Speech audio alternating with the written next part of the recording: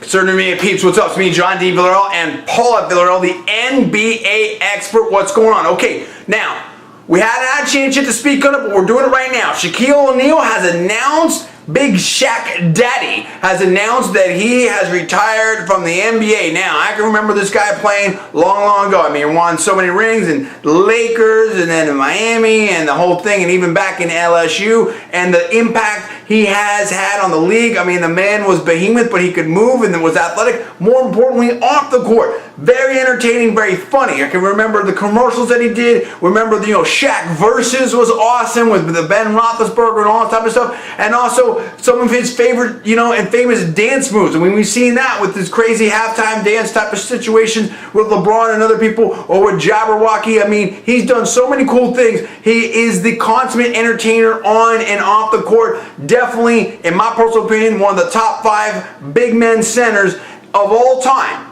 Paul, tell me about Shaq, and what does this mean, and how do you place him in the whole situation here with the NBA? Well, you mentioned a couple of really important points when you talk about him.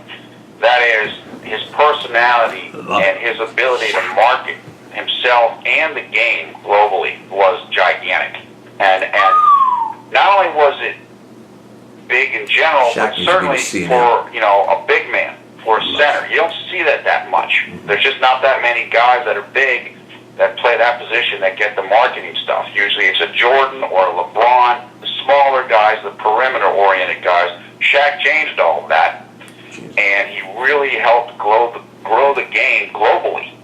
And so that's one of the... Shaq did movies, dude. Shaq did movies. I mean, the guy does all kinds of stuff. He sings. He does YouTube videos. I love Shaq. Tell me about it. I think Shaq has something like, 4 million Twitter followers or something. He's a phenomenon. What? But let's talk about Shaq, the basketball player. Okay. You said top 5 centers. I agree with that. There's my 5 centers that I would put in no particular order are Kareem Abdul-Jabbar, Bill Russell, Wilt Chamberlain, Hakeem Olajuwon, and Shaq. Now, I'm not saying that's the order that they're in, but those are the top 5 guys of all time, at least in my personal opinion.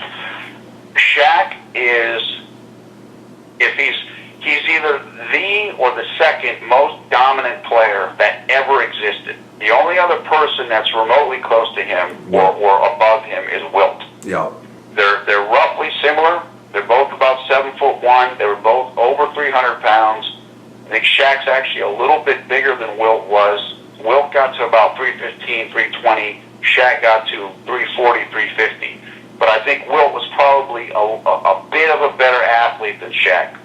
Wilt bench pressed like 500 plus pounds. What? Wilt was like a champion, I think, high jumper and track athlete. I think somewhere like he could vertical, 40, 50 inches. Wilt's crazy. Wilt was a freak. But Shaq is the only thing that compares to Wilt. There isn't anybody else ever that played that's close to that. And certainly in our lifetimes, my lifetime, he's clearly the most dominant player I've ever seen.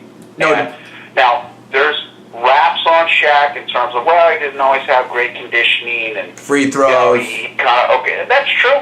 You say that. And that's true. Free throws weren't good. Okay. But in terms of just ability and dominance and just, size, nobody can match him. I mean, and not only did he have that size, he moved well. He could lead the fast break. I mean, he just did ridiculous things. And, look, we're going to miss him. The league is going to miss him, but he had a great career. He certainly is going to be going into TV. I don't know who he's going to work for. TNT, ESPN, I'm not sure. But with his personality and he's definitely going to be doing that. And we wish him the best. I mean, it's for the younger viewers that are into basketball, this is one of the greatest players ever. There's no question about it. Forget about whatever or feud with Kobe or any of that stuff.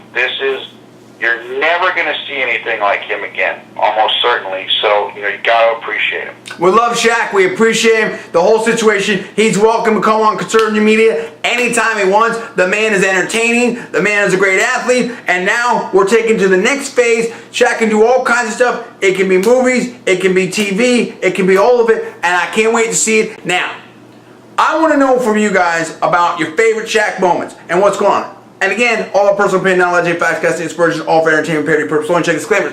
What do you think about Shaq?